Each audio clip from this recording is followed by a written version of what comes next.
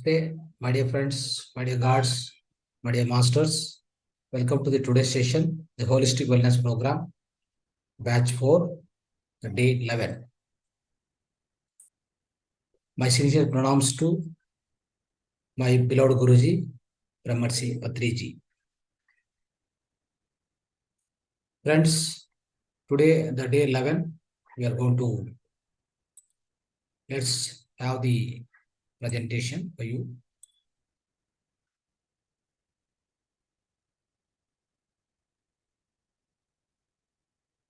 Yes. Look at this. These are the schedules. Every day we are going through. These are the schedules.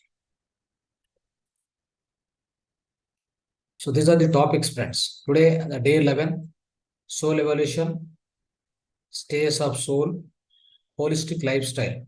The first topic is spiritual topic, soul evolution, the stages of soul. It's a very important topic in spiritual science. The holistic lifestyle. So we will try to understand about maida, bakery products, toothpaste and pickles. Some of these things we need to understand. Unscientifically, we are using day in, day out, and we are getting a lot of problems, health problems.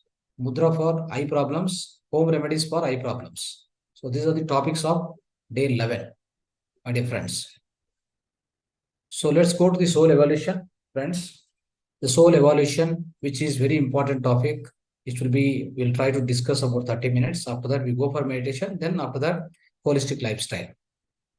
So yesterday we had a lengthy discussion about the spiritual science, all the laws of spiritual science, which is very, very important. So law of consciousness, Atma Siddhanta, the law of karma, law of reincarnation, the first one is law of consciousness, that is Atma Siddhanta. Law of reincarnation, Punarjanama Siddhanta. Law of karma, Karma Siddhanta. Law of constant progression, okay, Purogamana Siddhanta. Law of rapid progression, the rapid evolution. The law of rapid progression of the soul, rapid constant progression. So that is called the Yoga Siddhanta. The final one is the law of infinity. So that is Anek Siddhanta. These are the 6 laws of spiritual science we studied yesterday. So in deep we have studied. So hope you all understood. It's a very, very important topic it was. So once you understand that, you also understand this topic very well, soul evolution. Definitely you can understand, my dear friends. So my dear friends, my dear masters, my dear gods. So today this soul evolution is one of the most important topic in spiritual science. If you understand this, so of course you will really get the Atma Vijnana, that is wisdom, the great wisdom you receive. So it is definitely useful for your this life, current life, and all other future lives. The reason is, without understanding the soul evolution, we come to this earth planet, we go back, and we again come back, and again we go back. So it happens, quite often it happens, my dear friends. So that's what we say, the law of rapid progression of our soul, which also happens only when you understand the yoga. If you understand the yoga, if you understand the spiritual science properly, if you apply the spiritual science or yoga to your life properly, then your rapid progression of your soul, the soul evolution happens. You don't need to spend 300, 400 lives just for the realization of your, in order to get the samadhi sthiti, in order to realize yourself, in order to become Vijnani, in order to become the Brahmarshi, okay? In order to become a great enlightened soul, you don't need 300, 400 lives, my dear friends. It is definitely within your hands in order to rapidly progress, in order to speed up the progress of your soul evolution. Is very much there in your hands. If it is there in your hands, why don't you use it? Why don't you make it for yourself? Why don't you make it in the same life, the current life? You already understood now. You all of you, the masters who attended here, who started attending these 21 days classes, slowly they are evolving. Day by day, they are evolving in the spiritual path. They are trying to understand many things, and they are trying to understand the importance of the spirituality and yoga with their life. Some of you might have joined for the sake of getting health. For some of you might have joined for getting stress buster. As stress buster, you want to learn meditation. and some of you might have joined for to stay healthy and happy, and you want to achieve the peace of mind. You want to achieve the the kind of a stress-free life and disease-free life. For so many different reasons, different people might have joined here. But ultimately, so knowing the spiritual science, slowly you will evolve towards the awareness of soul, towards the consciousness, my dear friends. So that's what the that's what the transformation begins with this workshop in your life. The transformation has begun already in your life, in your say to the current life it has started. So then if you start fostering, if you start mentoring this particular the way of spirituality, so what will happen is it takes you to the heights of the spirituality, the maximum extent of spirituality, spiritual science. Definitely it will take you to the state of enlightenment, the state of self-realization. Is very much possible for everybody. In everybody's life, it is very much possible, my dear friends. So only thing is you need to take a decision. You need to take a strong intent inside you. You need to achieve. I want to achieve this in the same life. Whatever it may be, whatever may happen, it doesn't matter. But I want to achieve this in the same current life. Then everything will come. All the situations, all the circumstances, everything will come conducive to you, inconvenient to you. The whole universe comes in support of you. If you have taken a decision, this decision of you to become an enlightened master is going to be much useful to the universe. If a one particular, so Sri Krishna Bhagavana, Sri Krishna Lord Sri Krishna says in Bhagavad Gita, thousands of people approach me for getting the Dhyana, wisdom from me. Out of that, hundreds of people only learn from me. And out of 100 people, so few people, tens of people only start practicing the meditation, yoga. And out of 10 people, the only one person, the rarely one person is going to get the enlightenment. This is the fact. So that's what it is given very much in Bhagavad Gita. Lord Krishna, Sri Krishna says. So many people. So they start, reading, writing, reading and trying to understand all the spirituality, and they forget. They never repeat it. They never try to understand it. They'll forget there itself. So today you're learning all these things. Unless you put into practice, unless you take it to the reality, it will not go inside of you. Slowly you forget it again. By next class, again you'll be a new beginner. Again you'll be a beginner, my dear friends. So that's what you need to come out of that kind of the way of functioning, the way of learning. You need to make it strong. You need to make it a strong intent within you, within your own mind. Then everything will happen. Everything fall in line as per the requirement, as per the way you want to progress, friends. Anyway, now, so let's understand the three words basically. Three words: Gnani, Pragnani, Vijnani. What exactly the meaning of these three words, my dear friends? The first word is Gnani. Second word is Pragnani. Third word is Vijnani. So try to understand one thing. When you want to learn spirituality, you want to learn the spiritual science, you need to approach a right master.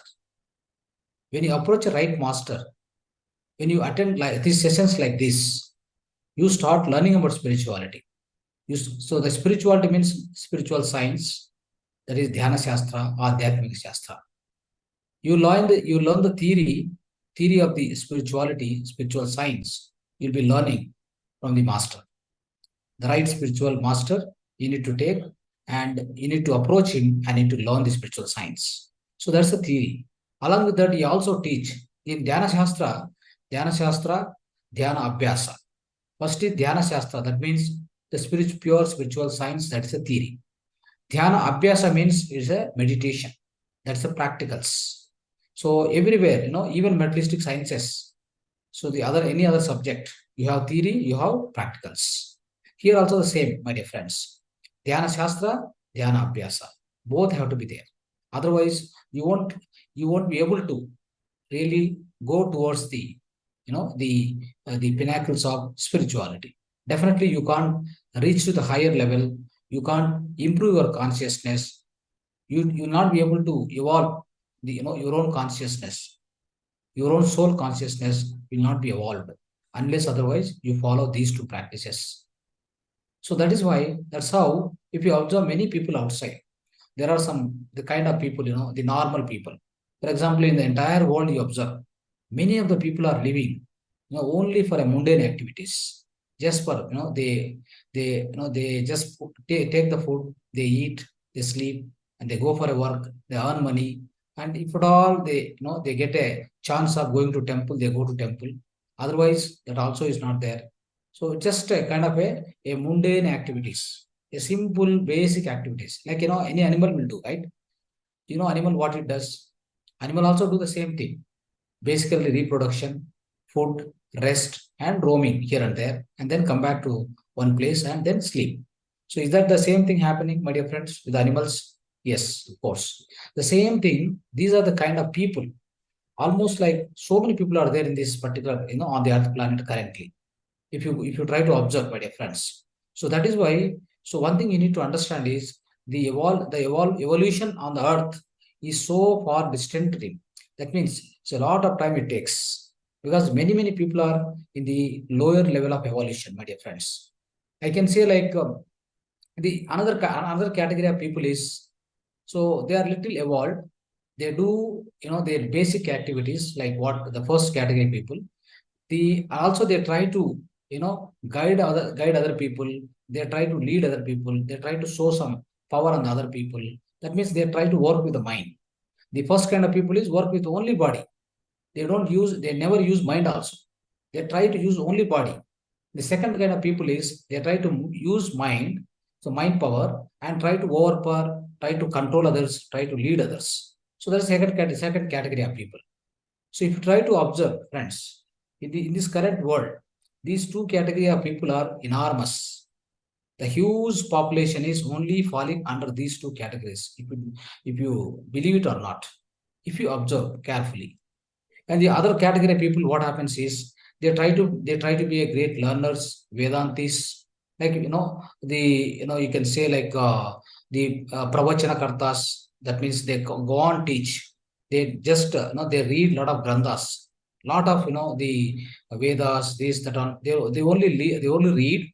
They try to explain to other people. They act like a pandit, like we can say like a panditya.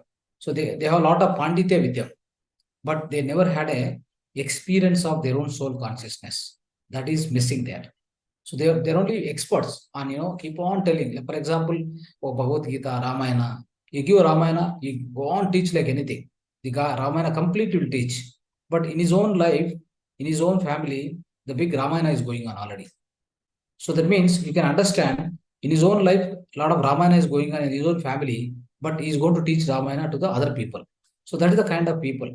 So they are also not having any kind of a insight, the inner experiences, they never have it, my dear friends. So likewise, if you observe, friends, there are these are different category of people. Some of the other people, they're experts in music, they're experts in painting, they're experts in some sports, games, like so. And some of the other people you observe, so they want to lead other people, like they form a political party, and they try to establish some mata, some mata or some ashramas. They establish like a Swamiji. They act like a Swamijis. They try to lead other people. They say that I'm a Swami for you. I'm a Swamiji to you. You need to listen what I'm saying. And a political party, the founder of political party, what he says is a leader. He says everybody has to listen to me, whatever I'm saying. So they is so aggressive, and he try to do all these things. These are different kind of people, my dear friends. And some of the people, what happens is the other category of people. If you keep observing again and again, deeply if you observe, some of the people they'll only go on serve, like Mahatma Gandhi, Mother Teresa, and they try to establish the orphanages. They try to help the poor people. So they get into service mode, basically service mode, my dear friends. So with this, what happened? The people will go into public service, helping other people, other humanity, and other life beings, other animals, whatever it may be, some kind of a service to the other kind of beings, my dear friends. So that's one kind of category people if you observe. So then beyond that, if you try to observe, some of the people, what will happen is they try to chant mantras, They try to be in the bhakti yoga. They try to be always, in the God fearing, and in the name of the God, they keep practicing some religion more and more, deeper into the kind of practices. All these kind of so-called, slowly what happened? They start practicing in the spiritual side. That means they try to understand themselves, and they try to question about themselves, like, so who am I, and where from I came, where do I go, what happens to death, after death what happened, like this, so many questions will be haunting them. Then slowly they start searching for solutions for these kind of things. Then slowly he becomes slowly a meditator, yogi, rishi, rajarshi, brahmarshi, like, so many things, so the evolution will happen. So likewise, people, friends, if you try to observe, all these people are at present on this earth planet. All these category of people are there. If you observe in your own family, I can say, in your own family, one person will be acting like, your kid may be acting more intelligent than you. Your kid may be acting more mature than you. And in your own family, your husband may be acting so with the lowest standard of consciousness, and wife may be having higher maturity than the husband. So likewise, what happens is, in the single family itself, you find various category of people. In your own family, one person may be fearing of God. The other person don't care about it. Is a pure Nastika. One will be Astika, other will be Nastika. There are some other people, some other person will be, he doesn't believe anything, he believe only himself. That means again, he is believing himself means he is believing his own spirit, his own soul. Then he is called as the kind of a master. It's going to be a spiritual, like a spiritual person, you can say like that. So you just observe one family having so many category of people, variety of people. If you take the entire Earth planet, how many category of people like this? What I so far I explained. So basing on all these things, what happened is, we divided all these people, we divided across, and we are put into the stages of soul. That means depends upon their characteristics, what so far I explained. Depends upon this category of people, falls under different stages of soul evolution, my dear friends. That's how we divided. That's how we divided every group of people. The group of people comes under one particular category, or they comes under one stage of soul development. So that's how we divided across, the entire soul evolution. Soul evolution is divided into the 7 stages, my dear friends. So that's why, so in front of you, the screen, if you observe, we have seven soul stages of development of a soul. These are 7 soul stages. So in this fashion, there's so many category of people on this earth planet. They are growing day in, day out, life to life, one life to other life.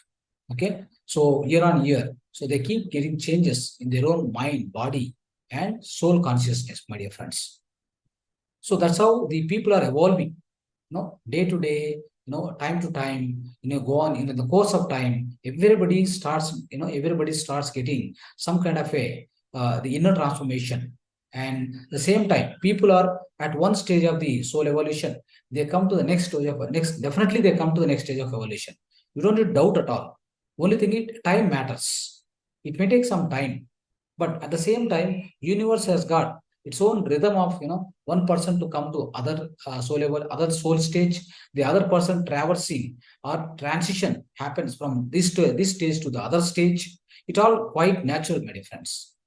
You don't need to worry where I am right now.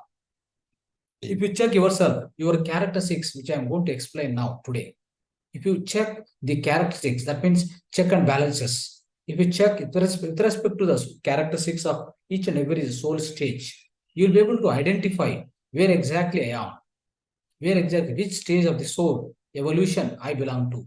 You'll definitely be able to identify, my dear friends, by the end of the session, right? So that's how, friends. Before going to this, the discussion about basically the soul evolution, so I'll try to explain these 3 words.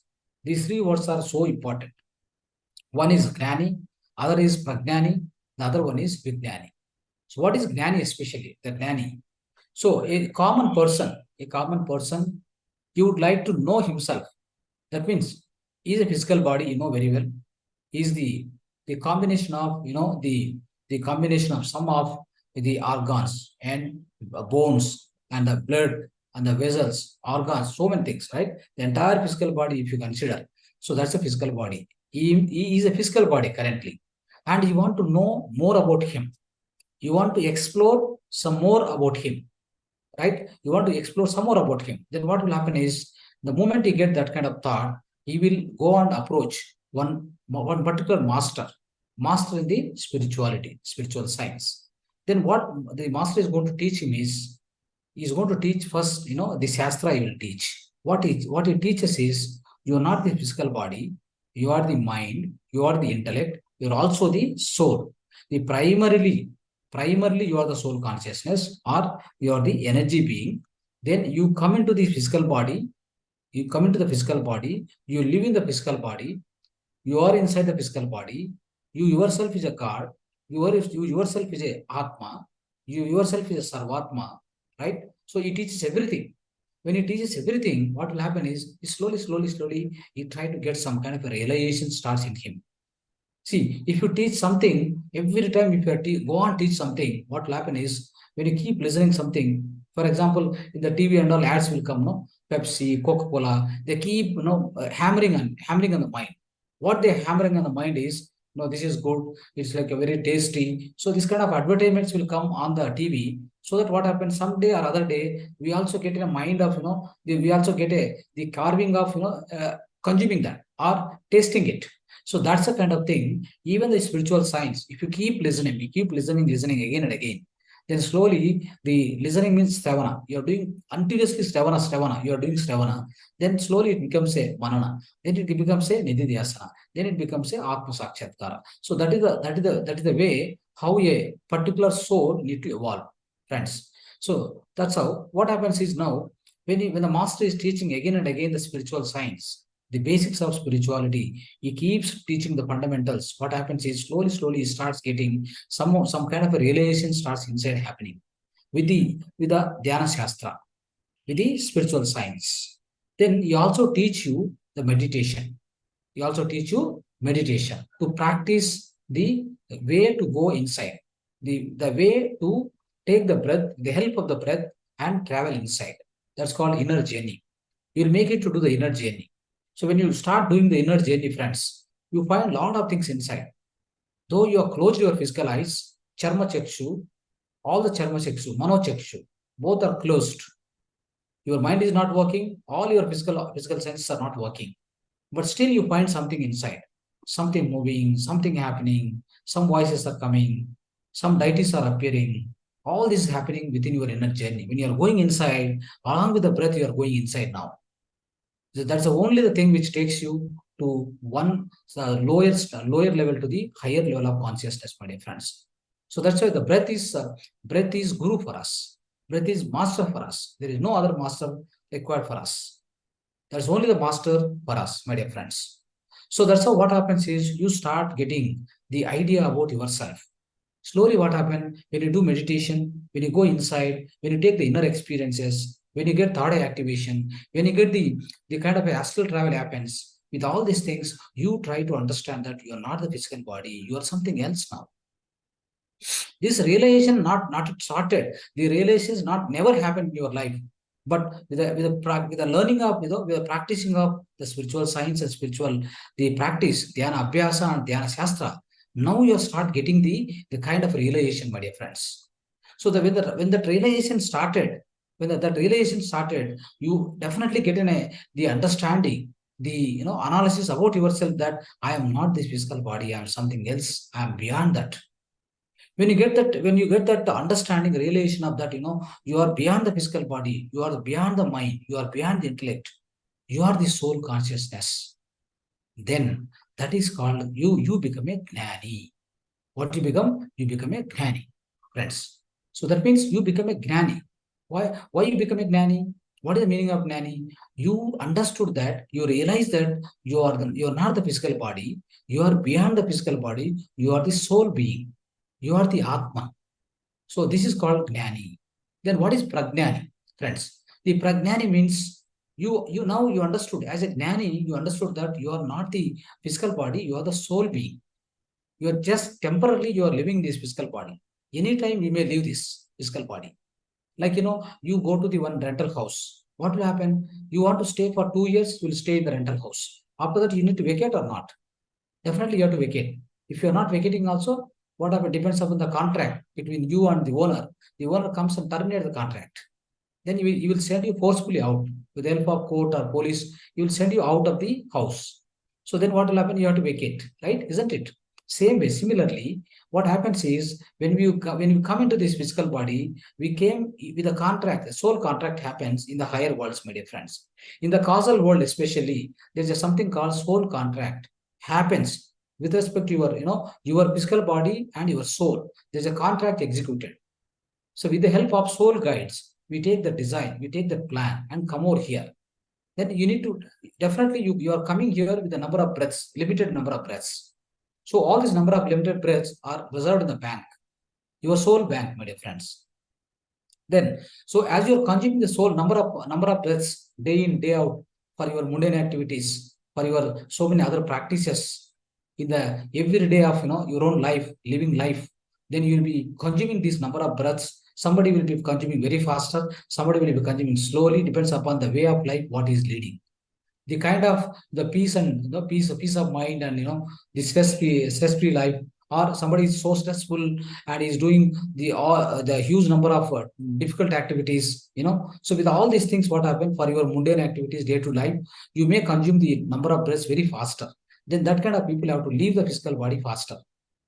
So that is why somebody who is some other persons, like they may eat lot of food unnecessarily, they eat. That means they put a lot of load on the physical body. Then that time also they have to take a lot of breath. In fact, they have to take a lot of chronic energy in order to digest that food. So that's how what happens, friends. Depend from each person to person, the way they consume the number of breaths, the longevity is decided. The longevity will be the extended or it is decreased, my dear friends. So that's everything is in your hands. That's why we call ourselves as a co-creators. We can decide. We can try to design our own destiny, my dear friends. It is within our own hands. The destiny is given to your own hands by the Paramatma. Now, so when you understand, friends, you are a Gnani means you understood you are not the physical body, you are the soul being. Then coming to the Pragnani. Who is Pragnani? Pragnani means I understand that I'm a soul being and you are a soul being. In every animal, in every plant kingdom, animal kingdom, everywhere there is a soul being. There is a soul consciousness in everywhere. That means Mamatma Sarva Bhutatma. The first one is Aham Brahmasmi. I am that Brahma. I am that Brahma Padartha. I am that Atma Padartha. That is the first one. That is a Gnani. Pragnani means what happened? You understood that with your own inquiry, with your own practice, you understood yourself and you realized yourself that the same what you are, what is there within you, it is everywhere pervading. Sarvam Kalidam Brahma. That is called the Pragnani. He is called as a Pragnani. For example, Ramana Maharshi. What is Ramana Maharshi will be doing? Ramana Maharshi is a great Pragnani, right? He is a beyond Gnani. That is how whenever whoever goes to him, he shows a lot of compassion. He shows compassion on all animal beings. He shows compassion for all the life beings, my dear friends. So that's how. Of course, he's a Mauna Yogi, right? He is a great Pragnani. He's a great Pragnani. So, but what happens is, what is lacking there is, one thing is lacking, my dear friends. Though you are a Pragnani, but you don't tell others the way to become a Pragnani. How do you become a Pragnani? He has to tell that. But he was teaching to be in the Mauna, to go in inquiry, mode. But what happens is, slowly, it becomes a Vedanta mode. So in Vedanta mode, what happens, friends? Lot of theory they learn, lot of Vedas they by heart, Sanskrit, this, that, all the chapters, all the Bhagavad Gita, completely, all 700 slokas. They keep telling from one sloka to other sloka, all this. But do they have practice of meditation? Do they have the dhyana abhyasa? Have they done the practice of yoga? Yoga chitta vritti nirodha as per Patanjali Maharshi. Did they practice this yoga in in their lifetime? So this is the way. What happens is Ramana Maharshi is not to train the other people. He was not training the people in this way. So what happens is, so that's why the Pragnani is limited to this extent, my dear friends. You must become a Vijnani. What is the Vijnani Tattva? That means what is the philosophy of Vijnani?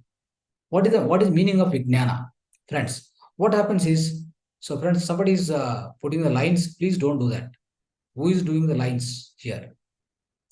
See on the PPT, somebody is drawing the lines. Yesterday also they have done. Please don't do that. It is going to disturb the other people. Whenever they are reading, they should be able to understand properly. Kindly avoid it. Yes. Friends, so what will happen is Vijnana. What is the meaning of Vijnana? When you realize yourself, you are a soul being. When you realize that all other beings are soul beings, Sarvam Kalidam Brahma, right? You also understood that. Now, what will happen is everything is God is everywhere now for you.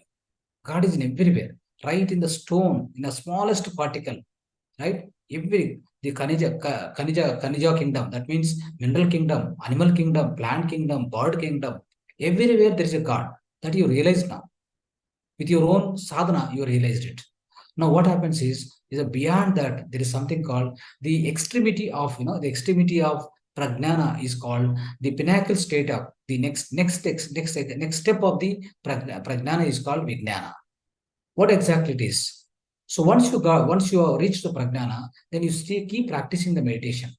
You're going on practicing the meditation. You also teach the other people how to do the practice of meditation. Then you can convert every jnani into pragnani, pragnani into vijnani. So that happens definitely. So, but as a vijnani, what will happen is now you have higher things to explore, my dear friends. So the part of vijnana is what? What exactly the vijnana?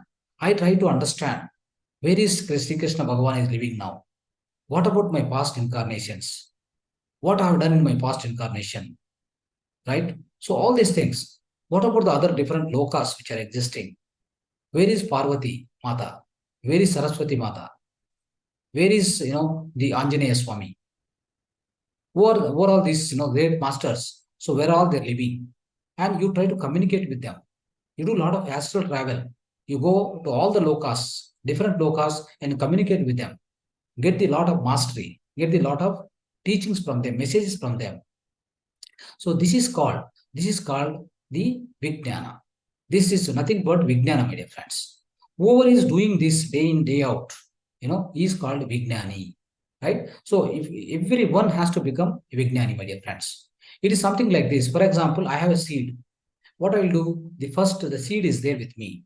Seed is something like, I put into the ground. Then it becomes a small plant. Then it becomes a vruksha, that means a big tree, isn't it? So that's how what happens is, first you become a gnani, that's a seed. Then what happens, the gnani, it is grown to the next stage, that is a plant, it is called pragnani. Then what will happen, pragnani becomes a vijnani, right? Vijnani. So the vijnani is having unlimited, there are no bounds, my dear friends. Once you become a vijnani, for example, the tree will be growing in how much extent, my dear friends? You do not expect, you can't expect that. It will keep on growing. That means its roots will be keep on going down, its branches will be going on, keep on growing. So they unlimited actually. So that means the Vijnani is having a scope of learning of spiritual science, and his own practice of spirituality is unlimited. It is infinite. So that is why this Vijnana is so important, my dear friends. Everybody has to become a Vijnani in their own life. Without fail, they have to become a Vijnani. So that's how, my dear friends. What happens is, for example, you want to learn music. So where do you go? You go to the one Sangeeta, music teacher. Then you start learning. You start learning from Sarigama Padanisa. Then after that, some sentences, right? After that, what happened? You start creating your own melodies, right? So how many melodies you can create? Infinite number of melodies you can create. So that means you start teaching basics, then you are a gnani. Then you start creating some kind of a words, all these things, then you are a pragnani. You are in the limit, you are having your own limitation, my dear friend. Being in the pragnani state, you are having your own limitation. Then once you keep practicing, then your sadhana is being continued, then you will become a vijnani. For a vijnani, what happens? There is no limits at all. The entire spiritual science doesn't have any limits, my dear friends. Once you become a vijnani, all this Lord Ishvara, Lord Krishna, Mahavira, Lord Buddha, Jesus Christ, all these great masters, they're all the Vijnanis, right? They're all the great spiritual scientists, my dear friends. That's how. So we're all in the beginning of spiritual science. We're all in the beginning of learning of spiritual science. One day or other day, every one of us will become the Vijnani. So that Vijnani, once you become a Vijnani, you don't have to come back to the Earth planet, my dear friends. So that's why we call this Vijnani is also is nothing but an infinite soul, my dear friends. Is nothing but a infinite soul. So that's why let's come to the soul evolution. We'll try to understand in the view of spiritual science. In the spiritual science, so we'll try to understand, as I explained, the various category of people present, in this case, say on the Earth planet currently, the various kind of people, how do we categorize, how do we understand? So each and every soul, how it will be going to evolve. Let's understand the stage of the soul is infant soul. Infant soul. Friends, the infant soul is a just born soul from the Purnatma, right? Where is good, it is going to born, my dear friends. This infant soul is going to born in the Satyaloka, in the Nirvanic world. That is where all the enlightened masters, all the creators are, they are very much existing there. So that's how from the Satyaloka, that's called Nirvanic world. From Satyaloka, Nirvanic world, these infant souls start taking the birth. Okay, start taking the birth, and they take the birth, and then they come to the different lokas, and then finally they take a birth on the physical planet, my dear friends. So this is called the infant soul. Try to understand. Okay, so the infant soul is the one which is just born from the Satyaloka and then come to the physical planet. So what is the exact state of infant soul? When you try to understand, my dear friends, when you just born as infant soul on the earth planet, you are as good as an animal, right? So what is the animal does, my dear friends? What is the animal, the status of animal, the mindset of animal is like, what are their characteristics? Basically, they go for a sleep, they go for such a food, they give the birth to the children, and they roam here and there, and then that's how they lead their life. It's just a basic activities. So animal it does. An animal is going to do. The similar to the animal, the infant soul is also going to lead their life. So they have only interest on producing some children, eating and going here and there, and they don't have not even religious activities. And they are living with the Mooladhara Chakra. They are living in the Mooladhara Chakra. So they are restricted to the Mooladhara Chakra, and they are restricted to the mundane activities. They always try to live in the interest of physical body. That's why we say that they are belong to the Mooladhara Chakra, my dear friends. And they are living in the tamasvic character. Tamoguna is there, very much prevalent tamoguna is there in the infant soul. Now, with the number of how many number of births is going to take infant soul, somewhere around 50 to 60 births, 60 lives. He will be keep coming and going, right? He will be every life he comes, he do some karmas, just for the sake of their family, like how Valmiki was, hunting the birds and feeding the children with the non-vegetarian food. Valmiki was doing before he became a rishi. So he was doing that. So that how what happened is every person, for his children, for his wife, for his family, he try, or a lady or the men or women, whatever. So they try to do some bad karmas also. With that, what will happen? They repeatedly doing all these things. They repeatedly coming to the earth planet as an infant soul at least 60 to 70 number of times. After that, what happens? Slow realization starts. Soul realization starts in them. And they try to go beyond the body, beyond the physical body. They try to go into the awareness of their mind. That means they start using their mind. When they start using the mind, then what will happen is they belong to the Swadhisthana chakra. Swa plus Adhisthana. That means what happens? Mooladhara means what is that? Mooladhara. They ask Mooladhara, people who are in the Mooladhara, if you start teaching them the spirituality, one question they'll ask: have you seen the God? So show me the proof now. Show me the proof in front of me. Otherwise, I don't believe. That's what the one word they will tell you. They are pure Nastikas, my dear friends. Who is that? Infant soul is a proof that's pure. They belongs to Nastika. They belongs to Mooladhara. They never believe you. They ask you, show me the proof of God. Then only I'll believe. That's what they do. Now, when it comes to the baby soul, what happened? They try to use their mind. At least they get an understanding of, slowly some religious activities. And also they try to show the kind of the leading skills, like they try to show their own power, authority on other people.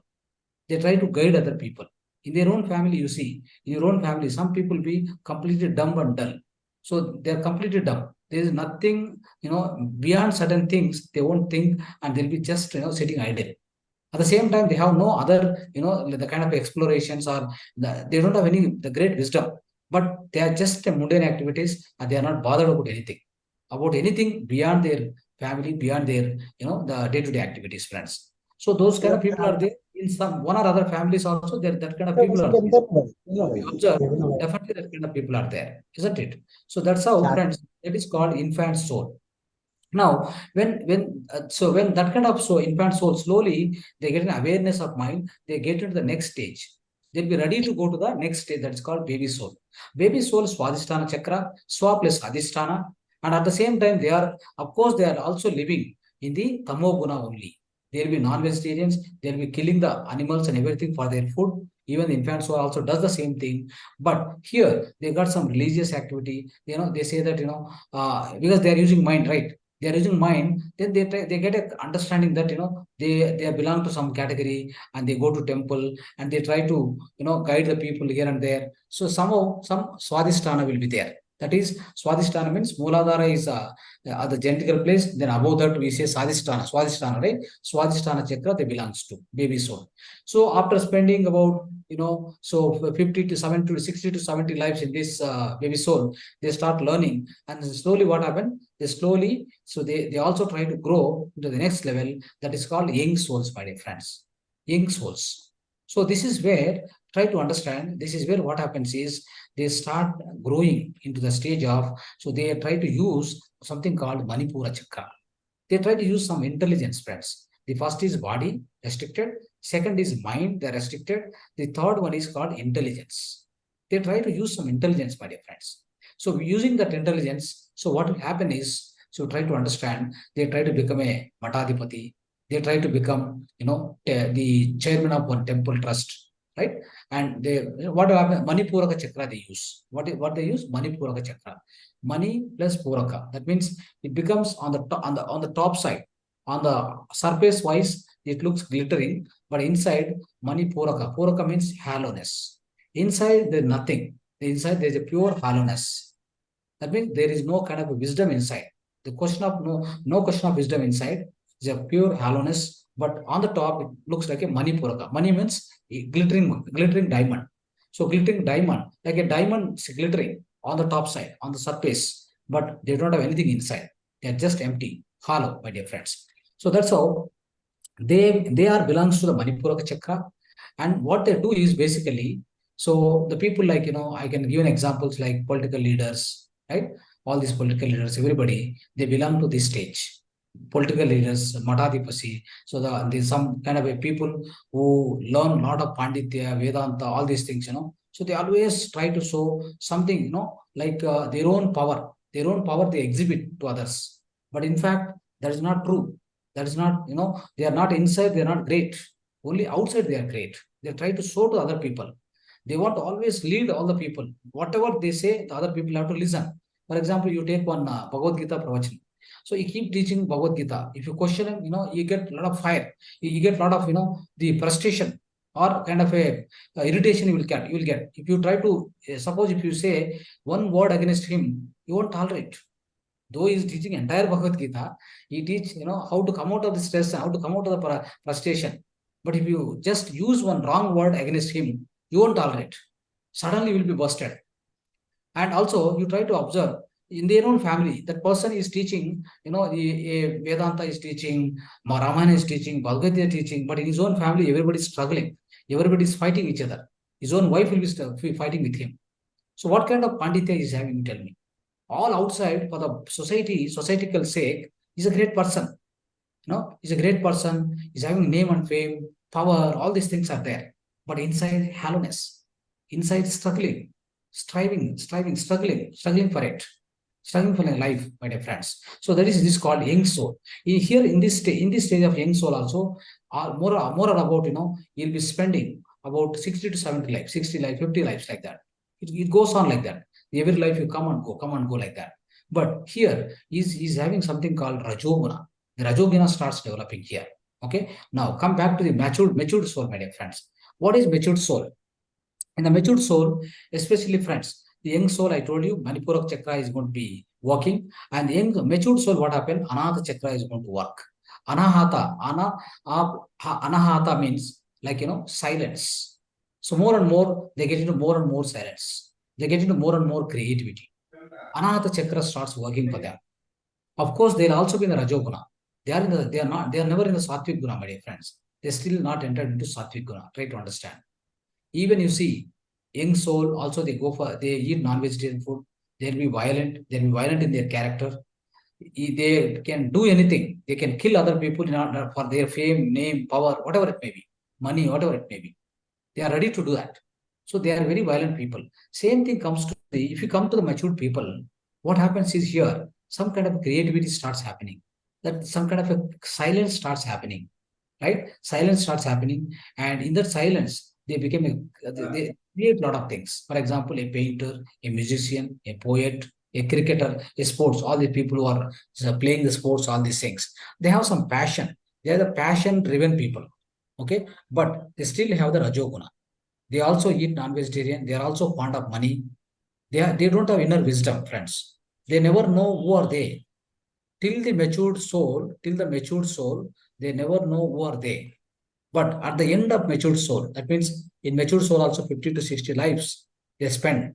They come and go in different lives. At the end of the matured life, the matured soul, that say a soul, particularly at the end of the lives, after 50, 60 lives, what happened? They start getting some kind of the inner exploration. They start searching for about themselves. They slowly become, see what happens now. You take any big musician, S.P. Balasubramaniam, right? Or otherwise Mangalapalam Balamurli Krishna. You take any kind of bigger people, bigger names, and Bismillah Khan, you take. All these people, they may have religious features. Even young soul, example for a young soul, baby soul, mature soul, all have the religious activities with them. They pray the God. They think God is separate, I am separate. God is somewhere. He look after me. He give me everything, whatever I wish for. No, that kind of, that is a kind of the characteristics and lifestyle he'll be leading. You don't know who is God, where is God, who am I, where is the God, where does the God exist? All these things he is not aware of at all. He is not at all aware of it. He is not trying to get the awareness of that. So that is called matured soul, my dear friends. So all these, city stars, celebrities, all these people, they come under matured soul. Understand? So in the matured soul, so only one thing is they'll try to maintain the silence. They will act in so disciplined manner.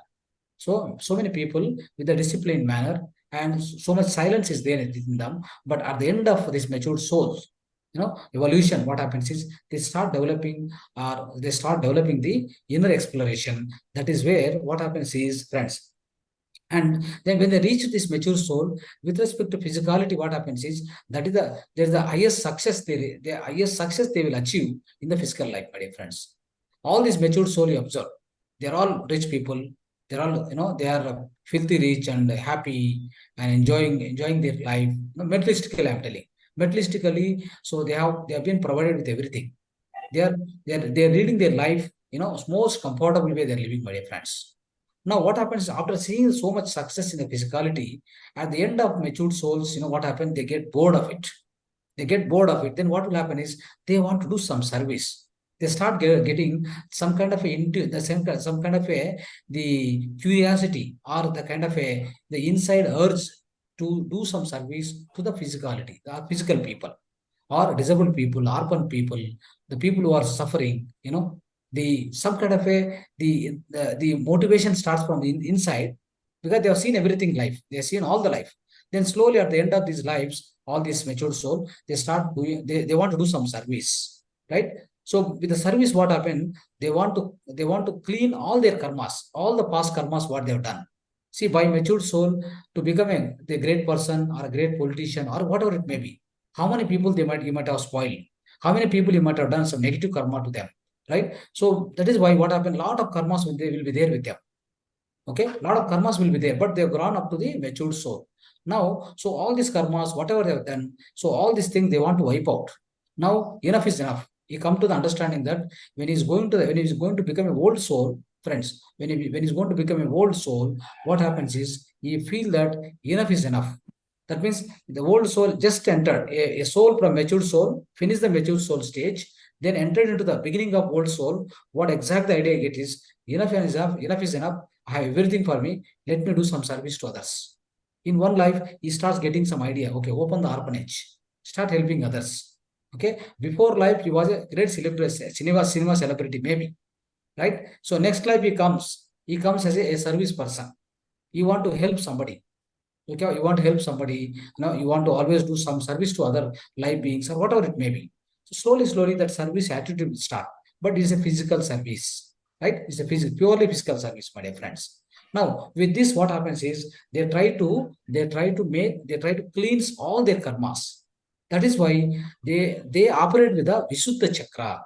What is Visuddha means? Vishesha Suddhi. That means all these past karmas will be making like a Suddhi Karana. That means they will be cleansed, my dear friends.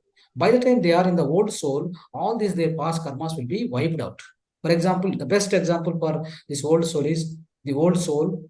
Basically, old soul who are having the Visuddha chakra active. Visuddha chakra is the Mother Teresa, Mahatma Gandhi. These are the best examples, my dear friends. So what happens is they have done relentless service to the humanity, but it's a physical service.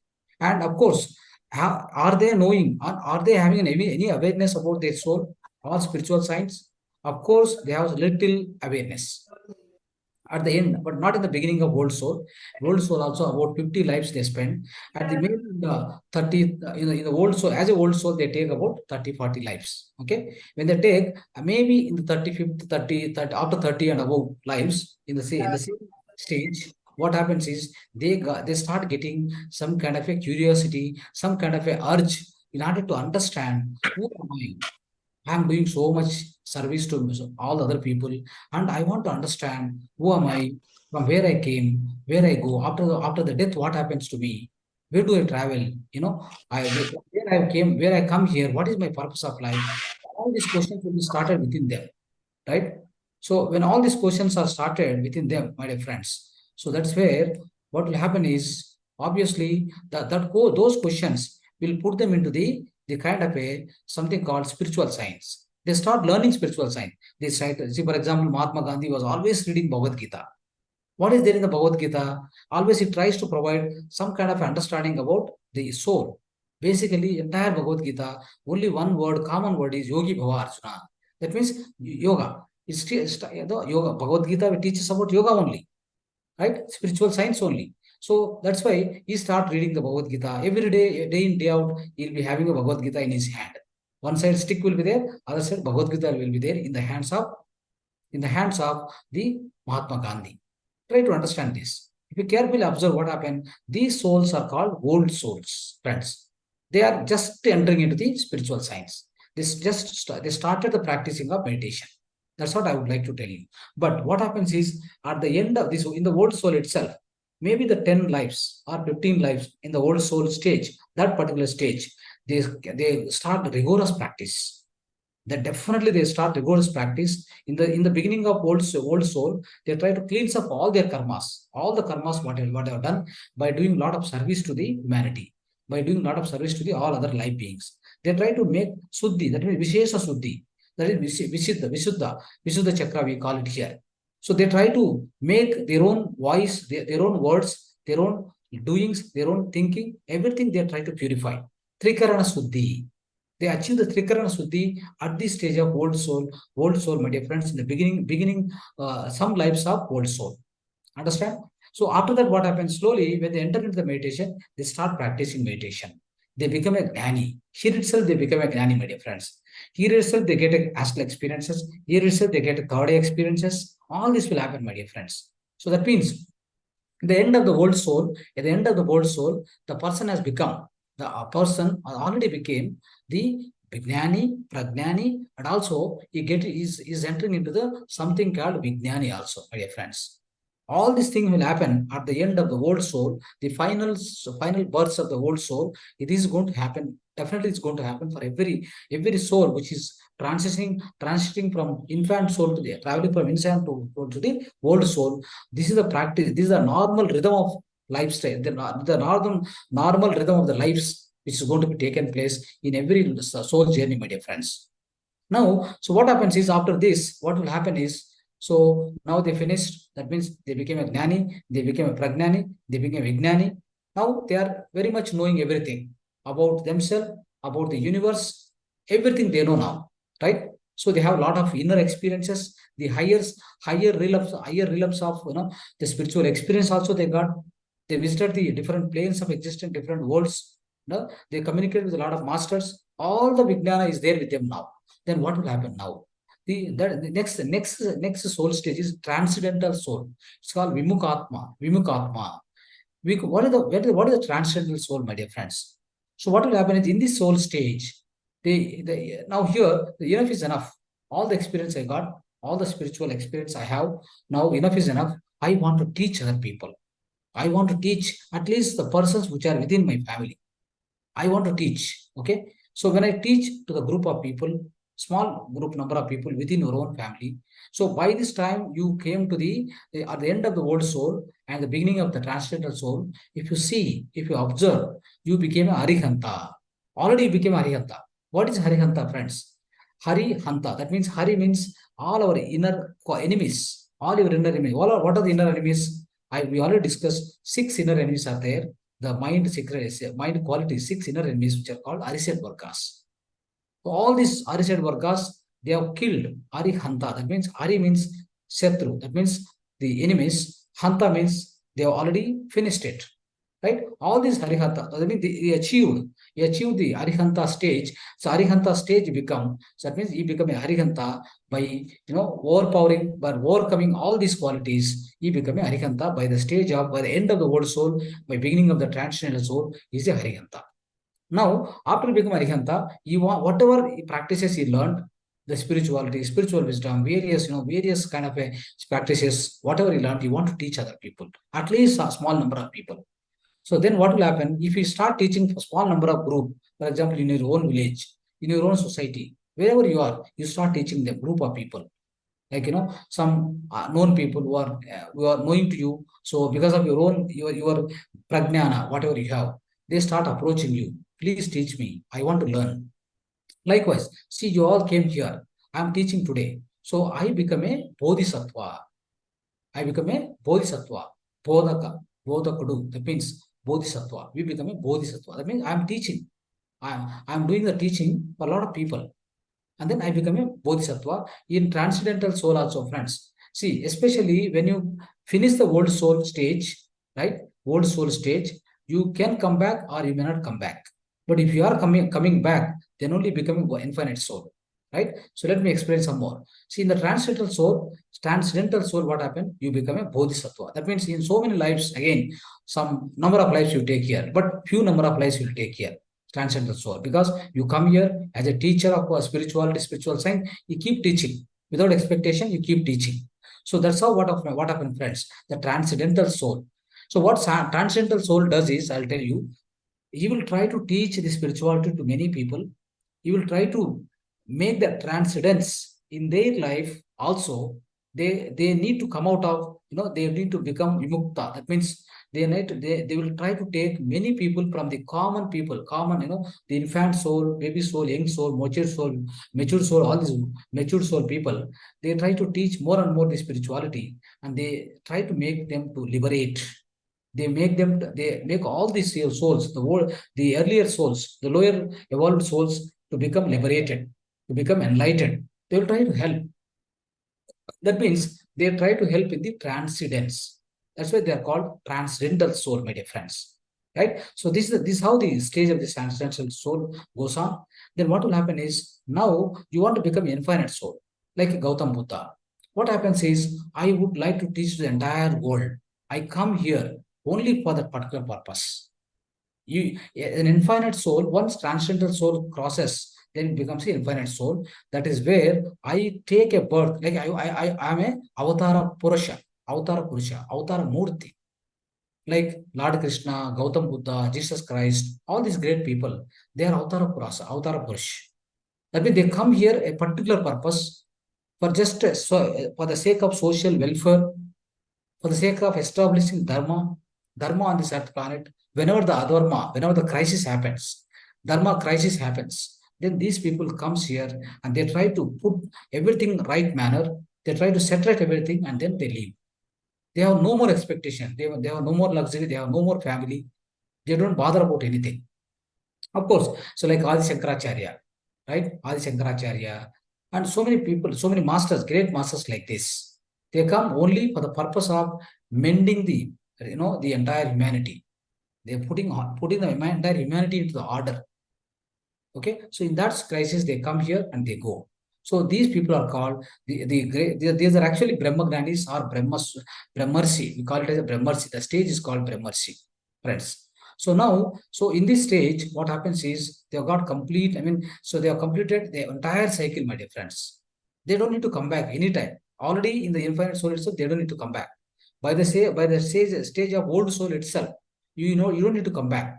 Nobody will force you to come back because you have learned everything. All the things on this earth planet you have learned. You have passed. You have learned everything on this earth planet, my dear friends. By the stage of end of the old soul, when you become a Arihanta, you learned everything. You don't need to come back to the earth planet at all. So that's how, friends. What happens is this transcendental soul and infinite soul is the only option. Is only your own choice whether to come here and teach somebody or you don't want to teach. That all, your own choice. With your own choice, you come here. Otherwise, you are not going to be coming back at all because there is no karma bondage. There is no karma debt for them. There is no karmic returns. There is no karmic returns at all. They have paid everything back and they have completely they are purified. So they are the highly evolved souls. So they don't need to come back. So these two souls, a constant transcendental soul and infinite soul, they have no necessity to come back on their own choice. They come here and do it and then depart, friends. So this is how we need to understand the entire thing, my dear friends. So the infinite soul is nothing but, that is where from Bodhisattva you become a Buddha. When you become infinite soul, you are called as a Buddha, Gautam Buddha. Buddha is the statehood, my dear friends. It's not the name of the person. Okay, it's the statehood. So that's how infinite soul is called Buddhahood.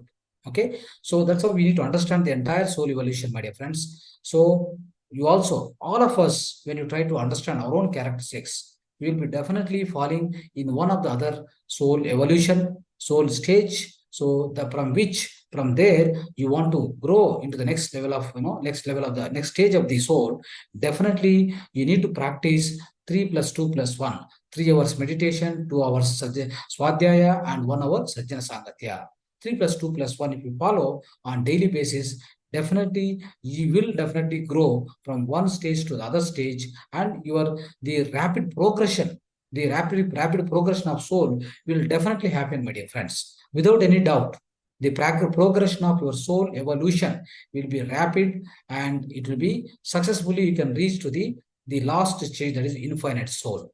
So with this, friends, let's practice meditation now. Let's go to the practice of meditation. Whoever knows the meditation, start going to the meditation posture, the Bhangima, Dhyana Bhangima, right? Please go into the meditation. Switch off your lights.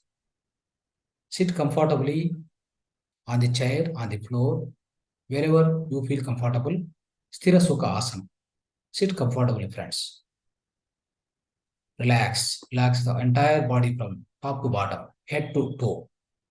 Getting relaxed. Relax your muscles. Relax your thigh. Relax your legs. Relax your neck. Relax your head. Relax your face. All the muscles. Sit comfortably. Sit comfortably. Closed eyes. Close your eyes. Cross your fingers into fingers. Keep on the thighs. Cross your legs downside. Cross your legs. Keep it down. Now remove spectacles. If you have any spectacles, please remove and switch off your lights around you. No more light is required. Observe your body, friends. Scan your body from top to bottom. Just go on, observe the body. Just scan it from the head to the toe. Just go on, scan with your mind. Scan with your mind. That's all. That is for 2 minutes. 2 minutes, just scan. And wherever you feel like stress, release it. There is stress, release it. There is stress, release it. Just go on, give the instruction like that. Take 3 breaths, long breaths.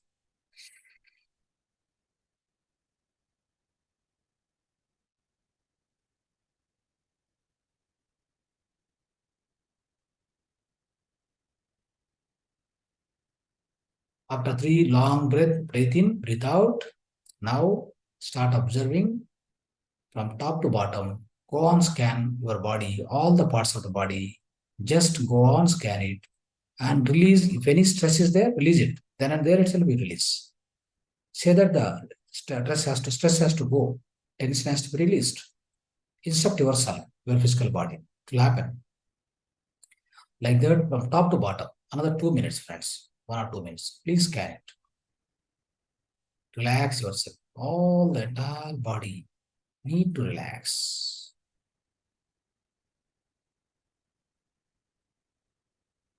Now you are making friendship with your body, friends.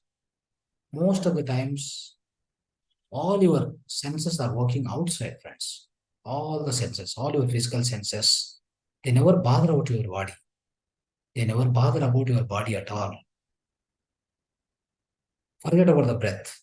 At least the body, a physical body. Shariram kaludharma sarnam. Shariram kaludharma sadhanam. That means it is the only sadhanam. It's only the instrument to practice dharma, to practice meditation in this physical life, in this life, friends. Such is the body, intelligent body, sacred body. You never remember it. You never care it. Now you are getting aware of every part of the body now. You are touching with your mind, taking sparsha. You are touching all of your organs, one by one, one by one, one by one, top to bottom. Go on, scan it, my dear friends. Go on, scan it. The beautiful relationship between your mind and body. You are just scanning your body, getting more and more awareness now. Loving your body, loving your body.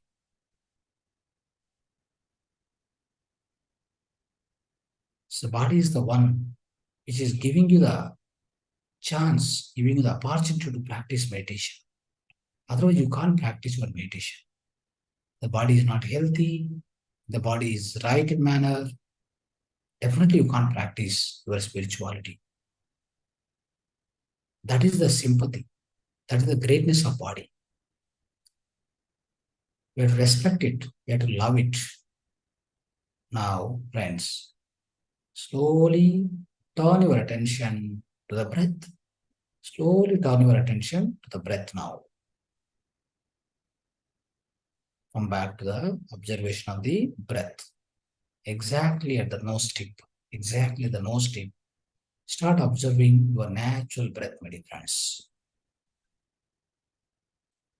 The breath which is coming in, breath which is going out, a natural breath. Keep observing it.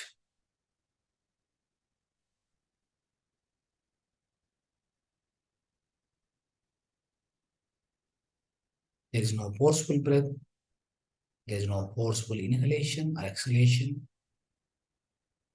No card forms, no chanting, no mantras, no japas. Just simple observation of the breath. Now we have turned our attention to the breath, our own natural breath, our own prana shakti, jivatma, our own jiva shakti. We are turning our attention. All the focus is on the breath observation. Simple, natural, tender breath.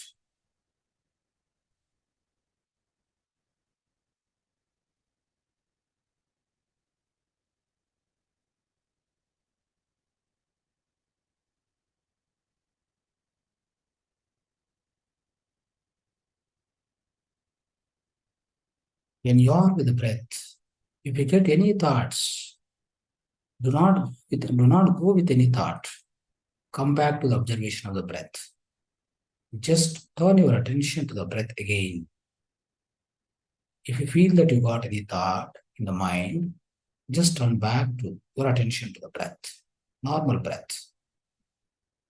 At the nose tip.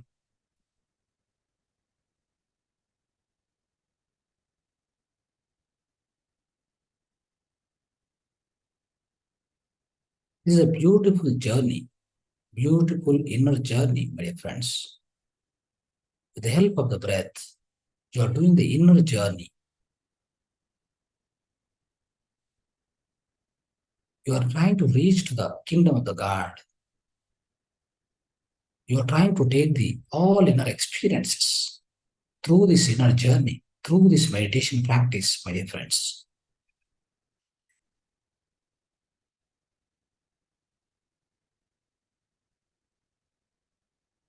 The most sacred action, karma, every person, everybody, every human being supposed to do that.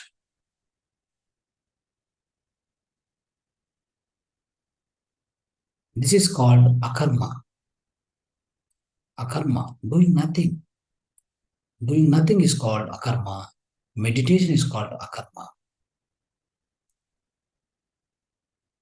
As a human being, we must always be in the 50% akarma, 50% karmas. 50 is to 50. Never be in the full materialistic world. Never be in the full spiritualistic world. Madhya marga, Madhya marga. 50 is to 50. Materialistic life 50%, spiritual life 50%. That's how your soul evolution is going to be very, very fast. You all your soul so faster with the Madhya Marga, my dear friends. Be with your breath, be with your breath.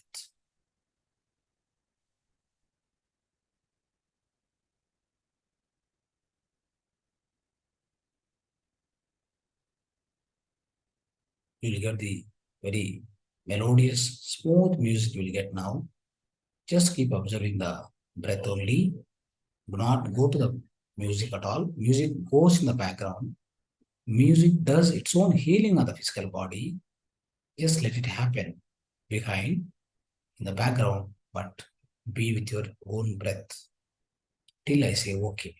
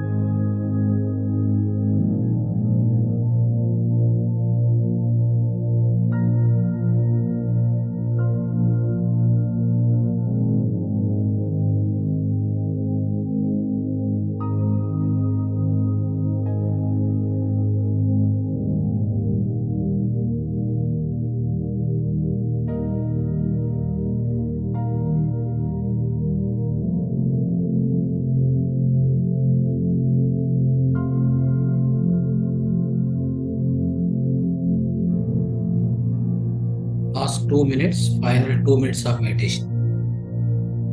Natural breath, not open the eyes until I say okay.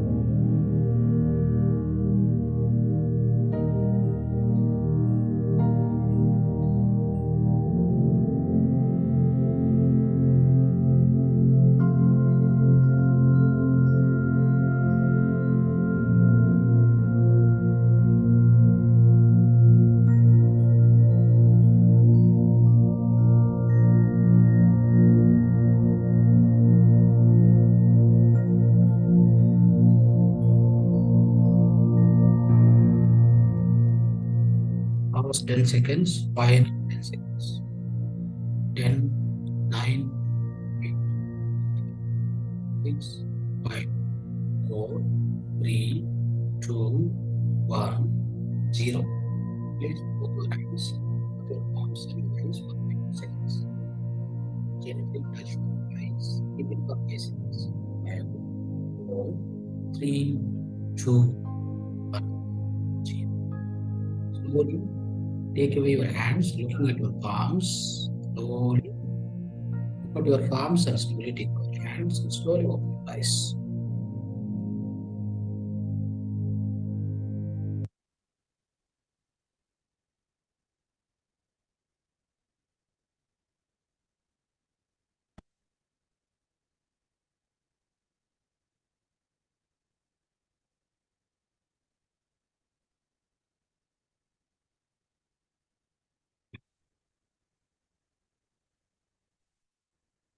Yes, friends, please come back.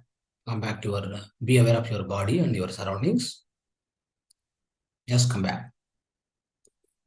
Now, the part of holistic lifestyle, friends. Today, let us understand. So let's know about maida and bakery products, how they are prepared. First of all, what is maida and what are the bakery products? See here in the picture. Whatever you see, the bread items, noodles, pizza, burgers, lot of things, right? All bakery items, whatever it may be, biscuits, right? From biscuits, all these things. They're all they come under the category of, making with maida, basically, all these bakery products. Okay. Let's go into the details now. So just observe here. See, all this all the maida-based products, whatever it may be, biscuits, all these cakes, breads, all the whatever foods are made with the maida. These foods, if you take, what happens within 10 to 20 minutes, it will be digested and enters into the glucose energy enters into your blood. Then the glucose levels will increase tremendously. So that makes that's going to be a problematic to your body, my dear friends. So the higher amount of glucose and a sudden rush of the glucose definitely it's a problematic for liver and all your pancreas. So that's how the disadvantage of this food. And that means why it is so, because it has got only carbohydrates. There's no question of any fiber component in this. And especially now, maida is how the maida is prepared. Let's understand how maida is produced. Maida is nothing but wheat flour added with benzoic acid and alloxan. These are the two chemicals which are added to the wheat flour. Then it becomes a maida. So this is going to remove all the fiber component in it inside that. And many of the beta cells of the pancreas will get slowly destroyed because of this maida, because of this, especially two chemicals, very dangerous chemicals, my dear friends. That means maida is the something called the basic ingredient, or you can say the raw material for making all the bakery products, whatever it may be. Now, let's also know more details about this.